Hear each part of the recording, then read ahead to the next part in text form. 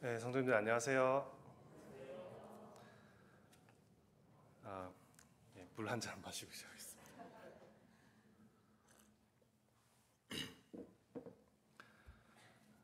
아, 사회 보신 행제님께서 계절 얘기를 해주셔서 저도 계절 얘기를 잠깐 하고 싶습니다. 참 봄 하면은 떠오르는 것이 이제 벚꽃인 것 같습니다. 벚꽃 구경들을 좀 하셨는지 모르겠습니다. 네, 말씀하신 대로 어제 비가 와서 오늘 좀 많이 벚꽃들이 떨어진 모습들이 있었던 것 같습니다.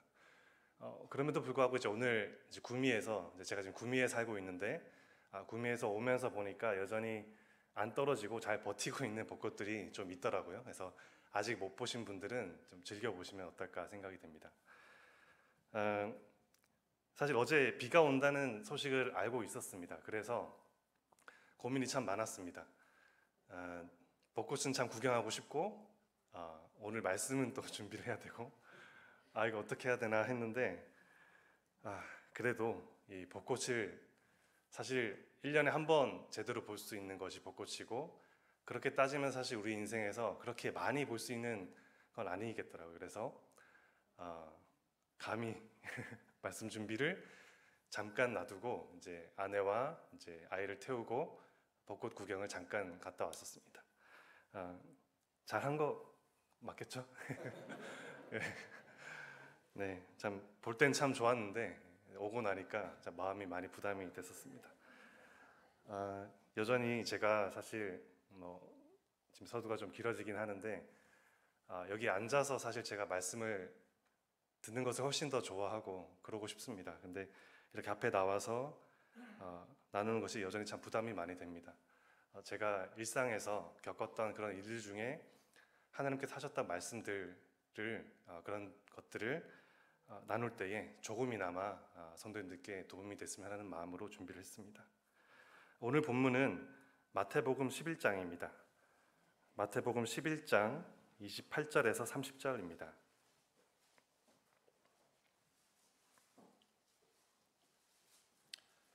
네, 마태복음 11장 28절에서 30절입니다.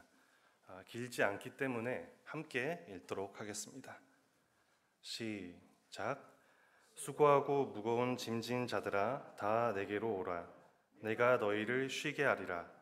나는 마음이 온유하고 겸손하니 나의 멍에를 메고 내게 배우라. 그리하면 너희 마음이 쉼을 얻으리니 이는 내 멍에는 쉽고 내 짐은 가벼움이라 하시니라.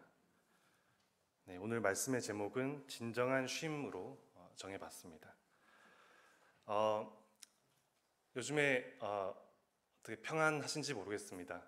사회자 행제님께서도 말씀하셨듯이 워낙에 사회적으로 복잡한 일들이 많이 생기기도 하고 또 이 코로나 상황이 아직 해결이 되지 않았기 때문에 각자의 삶 속에서 가정이나 또 직장에서 여러 가지 바쁘게 지내시는 일들이 많을 줄로 생각이 됩니다. 저도 지금 직장에서 여러 가지 바쁜 일들로 좀 정신이 없는 상태입니다. 하지만 바쁘게 또 힘들게 그렇게 지내다가도 퇴근을 해서 이제 집에 왔을 때 저를 반겨주는 아내와 또 아이의 모습을 봤을 때 참 기분이 좋아지는 것을 경험합니다. 다들 아마 그렇게 경험하시리라 생각이 됩니다.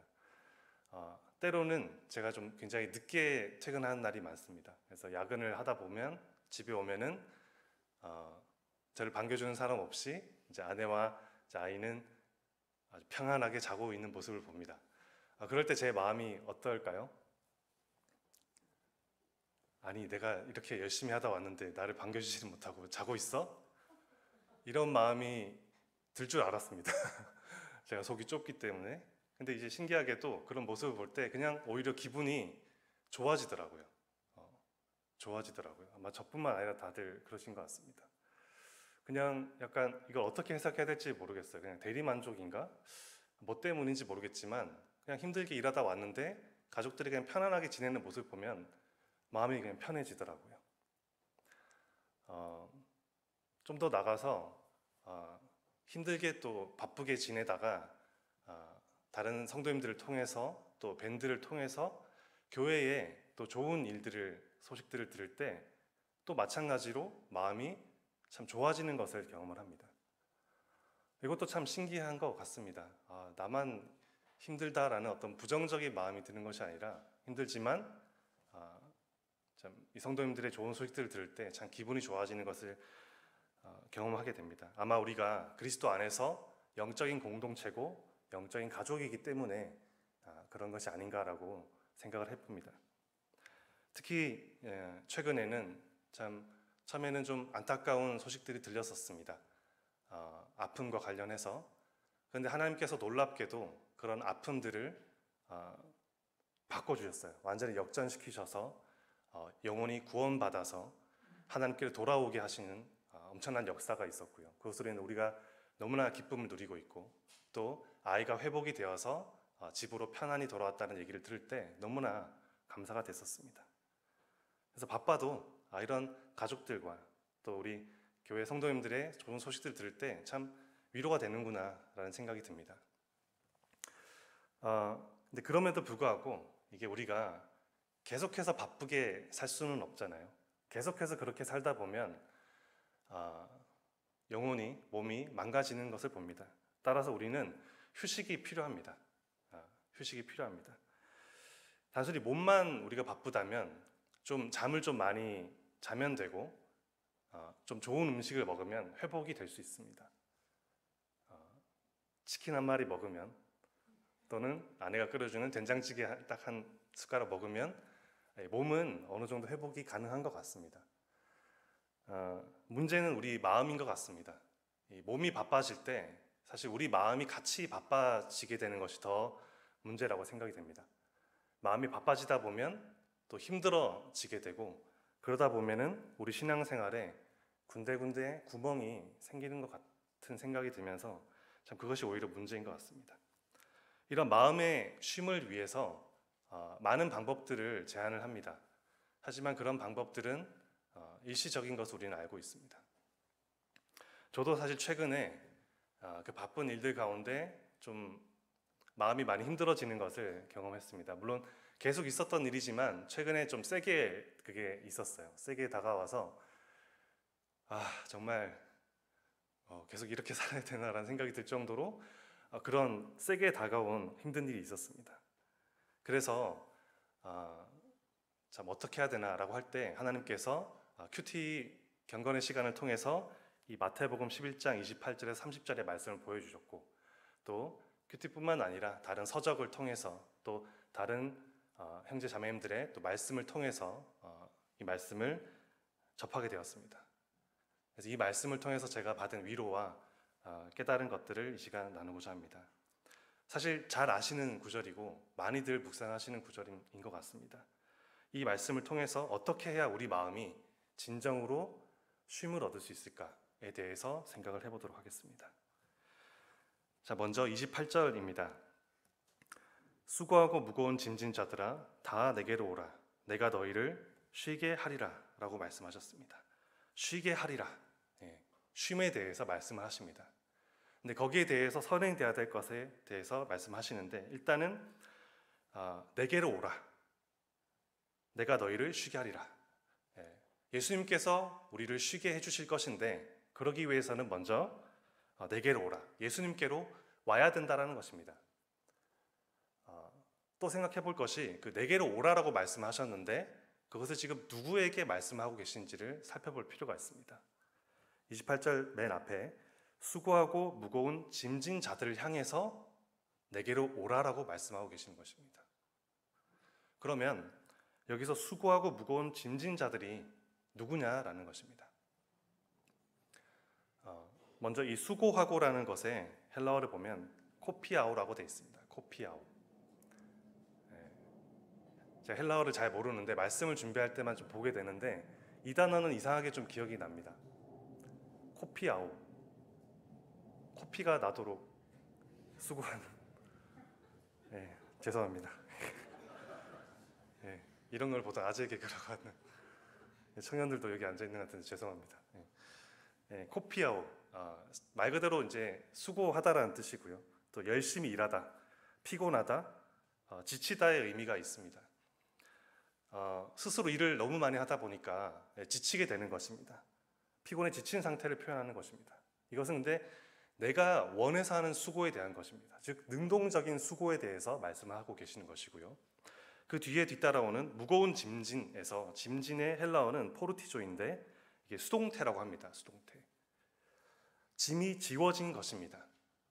나는 그 짐을 원한 적이 없는데 누군가 그 짐을 나한테 지운 것입니다. 원치 않지만 누군가에서 짐이 지워진 상태, 즉 수동적인 수고를 얘기합니다. 그래서 이 수고하고 무거운 짐진 자들이라는 것은 내가 원해서든 내가 원치 않든 능동적이든 수동적이든 어쨌든 너무나 힘든 상태, 무거운 짐이 지워진 상태를 부르고 있습니다. 조금 더 구체적으로 얘기하기 위해서 다른 구절들을 살펴보면 이 무거운 짐진, 이 짐을 지운다라는 표현을 다른 곳에서도 예수님께서 하신 부분이 있습니다.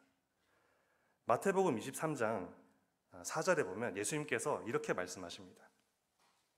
또 무거운 짐을 묶어서 사람의 어깨에 지우되 라고 되어 있습니다. 바리새인들을 향해서 예수님께서 책망하시는 장면입니다. 왜 책망을 하셨는지 저희는 잘 알고 있습니다.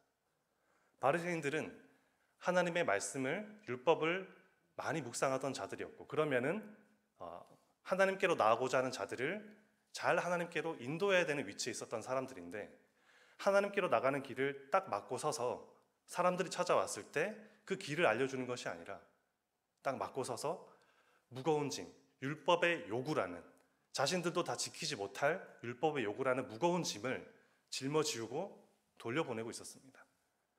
예수님 편에서는, 우리 하나님 편에서는 이것이 너무나 안타까우셨을 것 같습니다.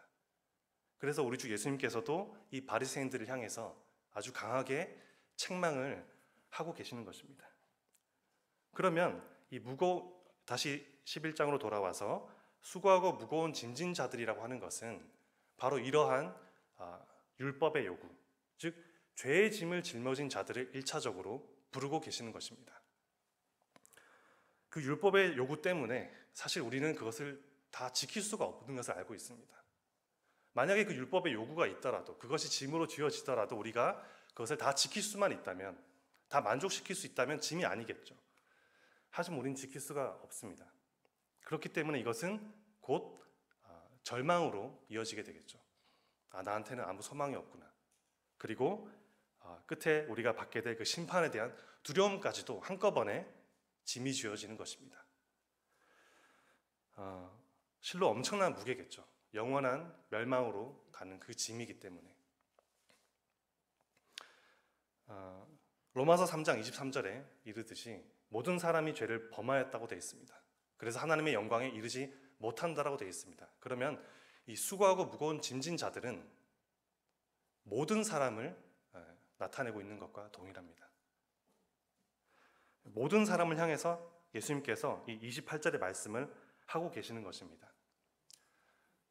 최근 뉴스에 보면 제가 사는 구미 지역에도 너무나 무서운 일들이 일어났고, 또 뿐만 아니라 여러 지역에 아주 심심찮게 너무나도 말도 안 되는 엽기적인 그런 무서운 일들이 일어납니다. 그런 무서운 일들을, 끔찍한 일들을 저지르는 그 사람들만 해당되는 것이 아니라, 이 모든 사람이라고 하는 것은 그런 사람들만 해당되는 것이 아니라 우리가 보기에 너무나도 순수하고 귀여운 주일학교 학생들, 또 제 아들 주한이까지도 날 때부터 이 무거운 짐을 갖고 태어난다라는 것이죠. 예수님 보시기에 정말 안타까우셨을 것 같습니다. 그래서 이 수고하고 무거운 짐진 자들아, 모든 사람들아, 다 내게로 오라라고 말씀하시는 것입니다. 구체적으로 어떻게 하라고 하셨는지 살펴보면, 너가 정말 큰 무거운 짐을 지고 있는데 그 무거운 짐을 다 해결하고 나에게로 와라라고 말씀하지 않으셨습니다. 그 무거운 짐을 너가 좀 지니까 좀 힘들어 보이니까 다른 사람에게 좀 맡기고 와라 라고 하지도 않으셨습니다. 그냥 그 짐이 쥐어진 그 상태 그대로 그냥 내게로 와라라고 되어 있습니다. 28절에 보면 무거운 짐진 자들아, 그리고 내게로 오라 사이에 아무것도 없습니다. 아무 조건 없이 그냥 내게로 오라라고 말씀하고 계십니다. 왜냐하면 예수님께서는 우리가 그 짐을 스스로 해결하지 못할 것을 너무나도 잘 알고 계셨기에, 그러면서 또 우리를 사랑하시기 때문에 그대로 오라라고 하시는 것이죠. 그러면 우리가 이 문장에서 유일하게 신경 써야 될 단어는 바로 오라입니다. 이 오라가 구체적으로 무슨 의미인가? 윌리엄 맥도널드 형제님의 신자 성경 주석에서는 이 옳은 것에 대해서 동일한 표현들을 이렇게 열거하셨습니다. 그 중에서 두 가지만 말씀을 드리면, 첫 번째는 이 오라라고 하는 것은 믿는 것이다. 사도행전 16장 31절에 나오는 주 예수를 믿으라, 그리하면 너와 내 집이 구원을 얻으리라고 말씀하신 그것에서 믿다라는 것과 동일하게 해석이 될 수 있고, 그리고 요한복음 1장 12절에 영접하라라는 것과 동일한 의미로 우리가 받아들일 수 있다라고 해석을 하고 계십니다. 영접하는 자 곧 그름을 믿는 자들에게는 하나님의 자녀가 되는 권세를 주셨다라는 그 부분에서 동일하게 말씀하고 계십니다. 즉 오라라고 하는 것은, 나에게 오라라고 하는 것은 나를 믿어라 라는 것과 동일하다라는 것입니다. 차별 없이 오라라고 말씀하시는 것이죠. 오는데 돈을 좀 가지고 와라 라든지, 어느 정도 좀 지위를 갖추고 와라 라든지, 어느 정도 학식을 좀 갖추고 와라 라고 말씀하시는 것이 아니라, 아까도 말씀드렸듯이 아무 조건이 없습니다. 그냥 그대로 와라, 그대로 나를 믿어라 라고 말씀하고 계십니다. 하지만 안타깝게도 25절에 나오듯이 의미심장한 말씀을 하십니다. 그때 예수께서 대답하여 이르시되 천지의 주제이신 아버지여, 이것을 지혜롭고 슬기 있는 자들에게는 숨기시고 어린아이들에게는 나타내심을 감사하나이다. 무슨 말이냐면, 예수님께서는 모든 사람을 초청하십니다. 하지만 안타깝지만 모든 사람이 그 초청에 응하는 것은 아니고, 자신을 어린아이와 같이 낮은 존재로 받아들인 사람들이 이 초청에 응할 것을 아셨던 것 같습니다. 아시면서도 다 초청하실 수밖에 없는 예수님의 마음은 참 아프셨을 것 같습니다. 그렇게 예수님께로 나왔을 때 어떻게 된지 또 말씀하십니다. 28절 마지막에 내가 너희를 쉬게 하리라. 드디어 이제 쉼이 나왔습니다. 쉼을 주겠다고 하십니다. 아무 조건도 없이 내가 너희를 쉬게 하리라 라고 말씀하십니다. 그리고 이 주체가 예수님임을 분명히 밝히셨습니다. 이미 내게로 오라라고 하셨기 때문에 너희를 쉬게 하리라 라고 그냥 말씀하셔도 되는데, 다시 한번 내가 너희를 쉬게 하리라 라고 강조를 하십니다. 주체가 바로 예수님, 그 쉼을 주시는 이가 예수님임을 다시 한번 강조하십니다. 쉼이라는 선물을 우리에게 값없이 주신다는 것이죠.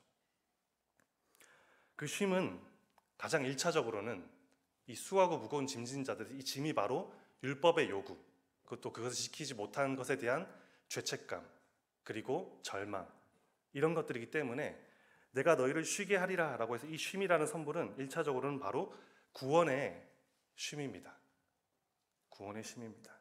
그리고 죄값이 영원히 단번에 해결이 되었기 때문에 율법의 요구를 우리 스스로 충족시키지 않아도 된다는 어떤 양심의 쉼도 해당이 될 수 있습니다. 이 쉼을 허락하신 하나님께 너무나 감사드립니다. 이 구원의 쉼을 저에게 허락하신 하나님께 너무나 감사드립니다. 아무리 힘이 들어도 우리가 예배의 자리에 나왔을 때 앞에 있는 떡과 잔을 바라보며 예수님께서 베푸신 이 구원의 쉼, 이 은혜의 선물을 생각할 때 우리는 마음이 녹아내리고 편안해지고 너무나 감사가 되는 것을 다 경험하는 것 같습니다. 정말 이 쉼으로 인해서 너무나 감사드리고, 이 말씀을 준비하면서 제가 어떤 굉장히 힘든 일 때문에 이 쉼이라는 단어를 딱 보고 이 말씀이 눈에 들어왔었는데, 하나님께서는 가장 먼저 말씀하시는 것이 그 어떤 힘든 일에 대한 그 쉼보다 가장 먼저 네가 이미 가지고 있는 구원의 쉼이 얼마나 어마어마한 것인지에 대해 다시 한번 생각하게 해주시면서 너무나 감사가 되었습니다. 이 쉼이라는 것은 구원의 쉼에서만 그치는 것이 아니라 우리가 마지막 날에 얻게 될 또 안식의 쉼도 포함이 됩니다. 안식의 쉼. 온갖 어려운 상황들을 우리는 겪게 됩니다. 제가 이제 올해 42인데 너무 얼마 안 돼서 죄송합니다. 여러 가지 힘든 일을 이제 나름대로 겪었고 앞으로도 겪게 되겠죠. 또 앞에 계신 성도님들께서는 이미 그 수많은 어려운 상황들을 겪고 계시고 또 겪고 오셨고, 그런 상황들을 견디면서 우리가 살아갑니다. 주님의 힘을 의지해서 살아갑니다. 그렇게 견디다가 결국에 우리는 누구나 말씀에 기록된 것 바와 같이 우리는 죽게 됩니다. 하지만 그 죽음이 저희에게는 너무나도 또 감사한 일이 될 수 있는 것은 그 죽음 이후에 하나님께서 우리를 안아주실 것을 알고 있기 때문입니다. 우리가 영원히 주님과 거하며 그 천국에서 누리게 될 그 교제를 생각할 때 이 안식의 쉼이라는 것은 너무나 큰 힘이 되는 것 같습니다. 나를 기다리고 계시던 하나님께서 나를 안아주시고 계시록에 이른 바와 같이 우리 눈물을 닦아주실 것입니다. 계시록 21장 4절에 모든 눈물을 그 눈에서 닦아주시니 다시는 사망이 없고 애통하는 것이나 곡하는 것이나 아픈 것이 다시 있지 아니하리니 처음 것들이 다 지나갔습니다. 지금은 다 상상이 안 되는 이 어마어마한 말씀들, 어마어마한 축복들이 우리가 죽음 이후에 그 안식의 쉼 속에서 다 누리게 될 것을 생각할 때 너무나 감사가 됩니다. 개인적으로도 이게 너무나 감사가 되었던 것은 제가 처음에 구원받을 때 아무런 준비 없이 죽음을 그냥 받아들이려고 했었던 그 경험이 있기 때문에, 하지만 구원받고 나서 이 안식의 쉼이 있다는 것을 약속받았을 때 제 마음이 너무나 평안했습니다. 구원의 쉼이 있고 안식의 쉼이 있고 뿐만 아니라 이 시작과 끝을 말씀을 드렸는데, 그뿐만 아니라 우리가 바로 이 인생, 이 일상에서 겪게 되는 쉼, 바로 평안의 쉼이라고 이름을 붙여봤습니다. 이 평안의 쉼이 또 우리에게 약속이 되어 있습니다. 그것을 함께 주십니다. 사실 이 부분이 말씀드렸던 이 말씀을 준비한 동기입니다. 분명히 나는 구원의 쉼도 누리고 있고 다시 한번 알게 해주셨고 안식의 쉼도 약속이 되어 있는데 또 평안의 쉼도 한꺼번에 주셨다고 하셨는데, 왜 그 일 속에서는 내 마음이 이렇게 요동을 치는 것일까? 왜 이렇게 내 마음이 안식이 평안이 깨지는 것일까라는 의문이 들었습니다. 다시 한번 28절을 봤습니다. 예수님의 약속이 틀린 것인가? 그렇진 않겠죠. 예수님은 이 말씀에서 뿐만 아니라 여러 말씀 속에서 함께 하신다고 하셨고 다른 어떤 조건을 붙인 적이 없으십니다. 그러면 뭐냐? 이것은 우리가 받은 구원의 세 가지 양상과도 동일한 것 같습니다. 우리가 칭의로 구원을 받고 영원히 하나님의 자녀라는 놀라운 신분을 얻었고, 또 우리가 영화라는 단계에서 새 몸을 입게 될 것을 우리가 바라보고 있지만, 하나님을 닮아가는 과정, 이 성화라는 단계에서는 다소간의 어려움이 있을 것을 우리가 예상되는 것, 그것과 동일하게 생각이 되었습니다. 이 평안의 쉼이라는 것도 우리가 하나님의 영적 자녀로 태어나서 성장의 과정 속에서 미성숙하기 때문에 이 평안의 쉼을 온전히 누리지 못하는 것이구나라는 생각을 하게 되면서 조금이나마 위안을 얻게 됐습니다. 하지만 그냥 위안만 얻어서는 안 되고 이제 구체적인 해결 방안에 대해서 이제 더 궁금했습니다. 감사하게도 29절과 30절에 그 말씀을 하고 계시더라고요. 아까 이제 제 마음의 이제 평안을 깨뜨린 그 얘기를 조금 더 말씀을 드리면, 어떤 프로젝트를 수행하는데 중요한 결정을 하는 어떤 회의가 있었습니다. 그리고 이제 여러 분야별로 이제 와서 자기 의견을 내고 결정하는 그런 자리였는데, 제가 속한 분야에서는 제가 이제 대표로 가게 됐습니다. 약간 좀 으쓱하는 마음이 들었습니다. 내가 대표를 하네. 내가 좀 잘하는가 보다. 라고 하면서 가서 의견을 냈는데, 나보다 좀 이 분야를 잘 모르는 것 같은 사람들이 자꾸 그 의견을 이제 묵살하기도 하고, 자꾸 이제 태클을 걸고, 자꾸 이제 꼬투리를 자꾸 걸고 넘어집니다. 너무 마음이 불편하더라고요.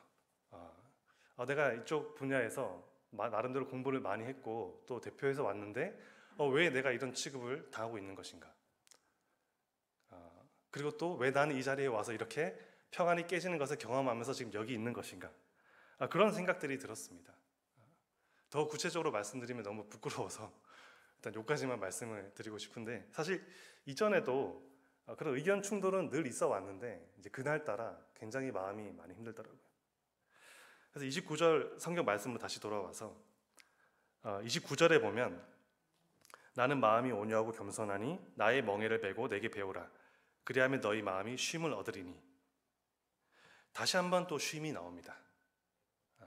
28절에서 또 쉬게 하리라고 말씀하셨는데 29절에서 다시 한번 또 쉼을 말씀하십니다.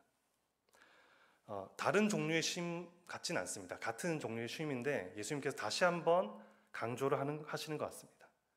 대신에 이번에는 앞에 뭔가 수식어가 붙어 있습니다. 너희 마음이 쉼을 얻으리니 라고 되어 있습니다. 너희 마음이 쉼을 얻으리니. 근데 사실 이 구절에 또 다른 부분을 보면 이 쉼이라는 단어랑은 좀 어울리지 않는 단어가 하나 보입니다. 성도님들 보시기 어떠신지 모르겠지만 제가 보기엔 이 쉼이라는 것과 좀 어울리지 않는 단어는 멍에인 것 같습니다. 멍에. 이 멍에라는 것은 이제 수레나 쟁기를 끌기 위해서 말이나 소의 목에 걸게 되는 구부러진 어떤 막대라고 이제 정의가 되어 있더라고요. 사실 이 멍에를 직접 저는 본 기억은 아주 어렸을 때예요. 딱 정확하게 시점도 잘 생각이 안 나고 할아버지 댁에 갔을 때 할아버지 댁에서 기르던 소에게 이렇게 뭔가 메어져 있던 그 모습만 살짝 어렴풋이 이게 잔상처럼 떠오르고 구체적으로 제가 이것을 본 적은 없는데 어쨌든 그런 모습이 맞더라고요. 좀 찾아보니까 그 멍에가 맞더라고요. 그럼 멍에하면 떠오르는 것은 일입니다. 또 일이라는 것은 사실 이 쉼과는 좀 거리가 있는 단어잖아요. 일하는데 쉬는 건 아니니까. 그런데 이 멍에라는 것을 그런 관점이 아니라 조금 다른 관점에서 보니까 이 말씀이 많이 와닿았습니다. 그 다른 관점이라고 하는 것은 주권이라는 관점입니다. 주권. 제 기억 속에서 멍에라고 하는 것은 소의 멍에를 딱 씌우고 소는 일을 하고 이렇게 할아버지가 뒤에서 이렇게 뭐 이렇게 했었나? 이랴 했었나? 죄송합니다. 이걸 잘 몰라가지고 이런 모습이 상상이 되면서 이 멍에라는 것은 결국에는 이 주권, 이 멍에를 지운 그 사람, 이 멍에의 주인의 의지에 따라서 이제 소가 움직이기 때문에 이 멍에라는 것을 단순한 일이 아니라 주권이라는 관점에서 우리가 볼 수 있다고 생각이 됩니다. 즉 이 멍에는 누가 나의 주인인가를 나타내는 것이고 내 인생의 제어권, 내 인생의 주권, 내 인생의 운전대가 누구에게 있는가를 나타낼 수 있는 중요한 단어라고 생각이 됩니다. 아주 간단하게 표현하면 그래서 누구 마음대로 살 것인가를 얘기할 수 있는 부분이 바로 이 멍에라고 생각이 됩니다.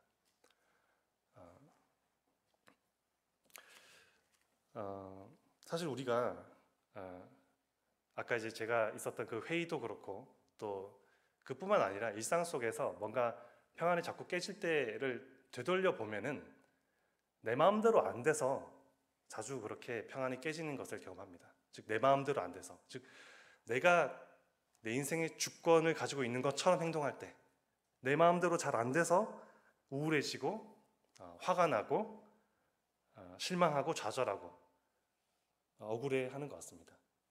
아까 저도 그 회의에서 내 마음대로 안 됐던 거죠.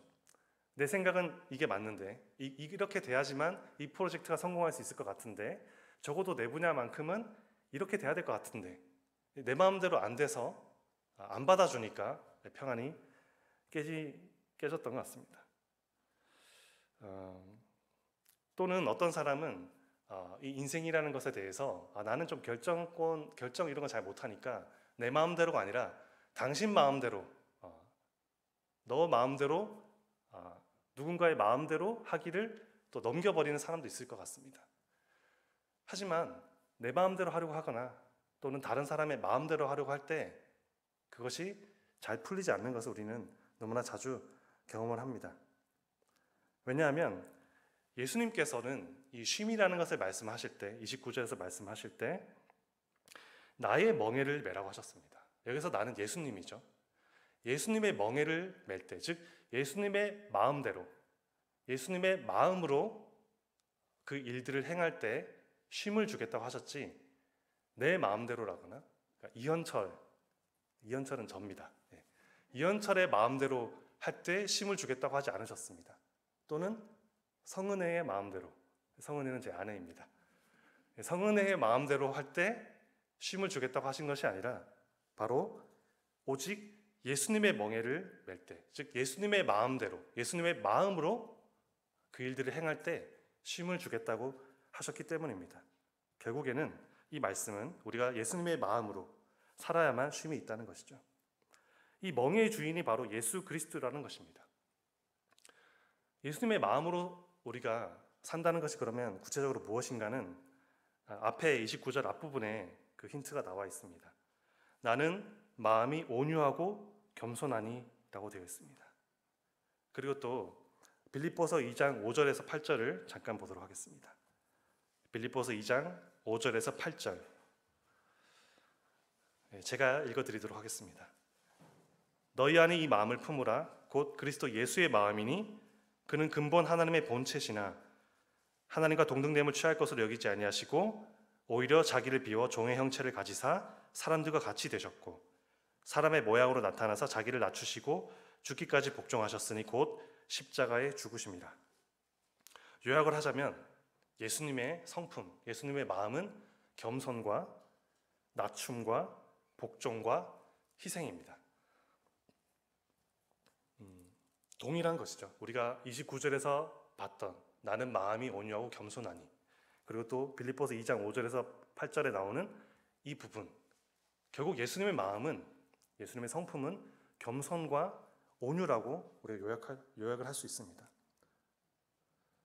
사실 이 수식어가 좀 약해 보이긴 하지만 사실 약한 것이 아닌 것을 우리는 알고 있습니다. 왜냐하면 이 수식어는 오직 메시아에게, 그리스도에게 붙여질 수 있는 수식어입니다. 이사야 선지자는 메시아를 겸손히 고난받는 종으로 묘사하고 있습니다. 이사야서 42장 2절에서 또 스가랴 선지자도 메시아에 대해서 예언할 때 스가랴서 9장 9절에서 메시아를 온유하고 겸손한 인격의 소유자로 얘기를 하고 있습니다. 결국에 이 겸손과 온유라는 이 성품, 이 마음을 얘기한다는 것은 오직 그리스도, 메시아를 우리가 나타내고 있는 것입니다. 이 성경은 나타내고 있는 것입니다. 아까 제 경우로 돌아가 보면 제가 만약에 예수님의 마음으로 그 사람들에게 대응을 했다면 결과가 많이 달라졌을 것 같습니다. 근데 저는 예수님의 마음이 아니라 제 마음대로, 내가 생각하기에 옳으니까 그 마음으로 하려고 했기 때문에 결과가 그 모양이었던 것 같습니다. 사실 우리는 이것을 잘 아는 것 같습니다. 예수님의 마음으로 그들을 대해야 된다. 사실 몰라서 안 한다기보다는 우리가 그것을 하기 싫어서 안 하지 않나라는 생각이 듭니다. 그냥 예수님의 마음이 딱 보였는데 모른 척 할 때가 많은 것 같습니다. 예수님의 마음을 들여다보고 예수님의 마음 속에서 그 상대방, 비록 제 의견을 묵살하고 있고 저에 대해서 반박을 하고 있는 그 사람을 바라보는 예수님의 마음은 긍휼의 마음이겠죠.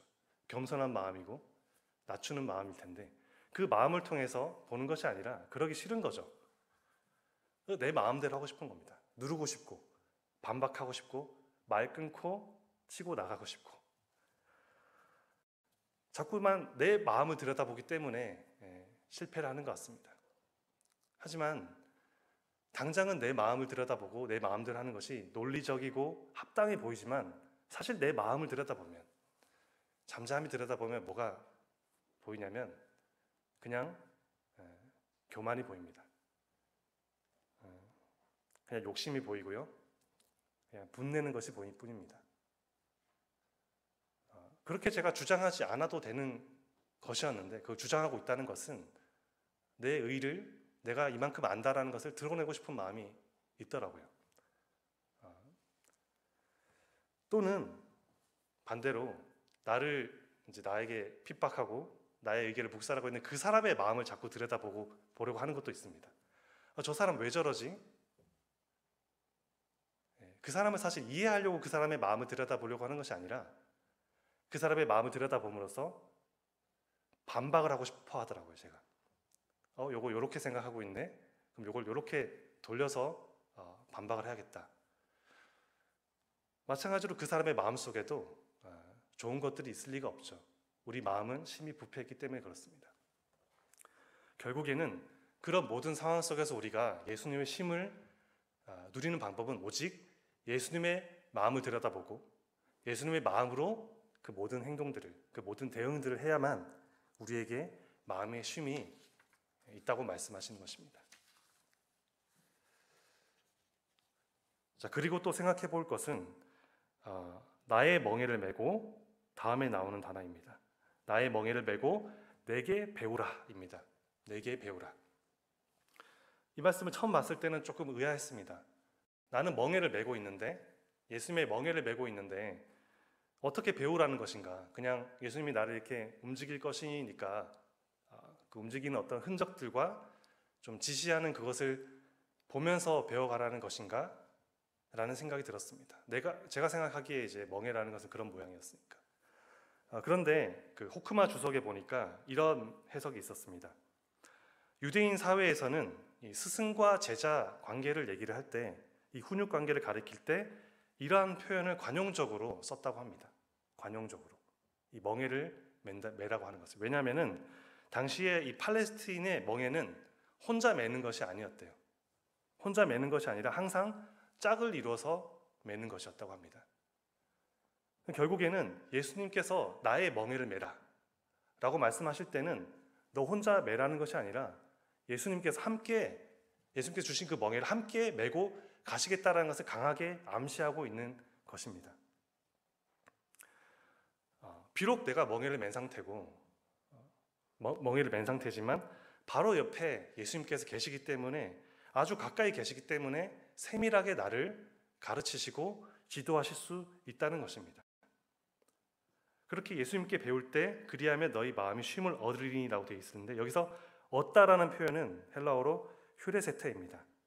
뜻은 찾다, 발견하다의 뜻이 있다고 합니다.